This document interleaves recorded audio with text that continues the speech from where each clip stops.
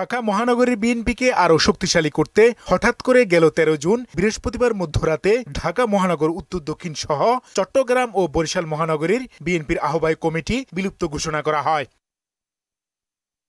অন্য মহানগরীর দিকে সবার চোখ না থাকলেও ঢাকা মহানগর কমিটিতে কারা আসছেন এ নিয়ে চলছে নানা আলোচনা। ঢাকা মহানগর দক্ষিণ বিএনপির নেতাকর্মীরা মনে করেন, বিগত দিনে আন্দোলন সংগ্রামে যারা দলের জন্য সক্রিয় থাকার পাশাপাশি দুর্দিনে কর্মীদের পাশে ছিলেন, তাদেরকে নেতৃত্ব দেখতে চান তারা।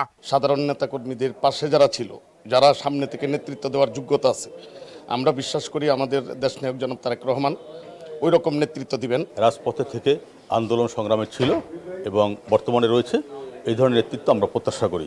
ঢাকা মহানগর দক্ষিণ বিএনপির সাবেক সদস্য সচিব রফিকুল আলম মজনু বলেন, অতীতের ত্যাগ মূল্যায়ন করে দায়িত্ব দিলে রাজপথে সক্রিয় থাকবেন তারা। 3 বছর সদস্য হিসেবে কাজ করেছি।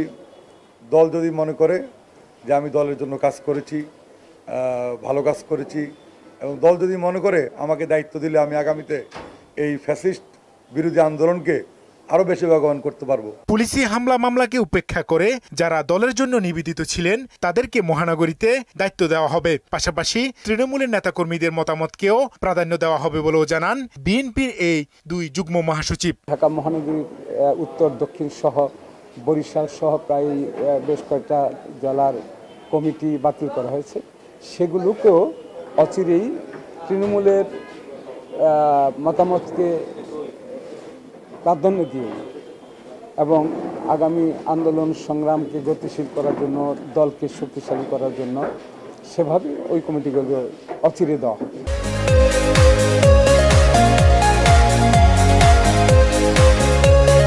আমাদের আন্দোলন সংগ্রামে আরও গতিশীল করতে হবে।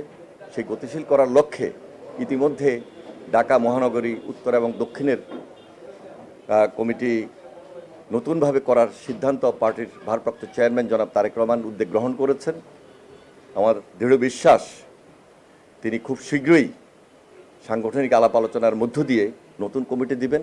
সরকার বিরোধী আন্দোলন জোরদার করতে ঢাকা মহানগর কমিটিকে নতুনভাবে ঢেলে সাজানো হচ্ছে বলেও জানান তারা। আমাদের কাঙ্ক্ষিত লক্ষ্যে পৌঁছতেই হবে, এর কোনো বিকল্প নাই। হুমায়ুন কবির, মোহনা সংবাদ, ঢাকা।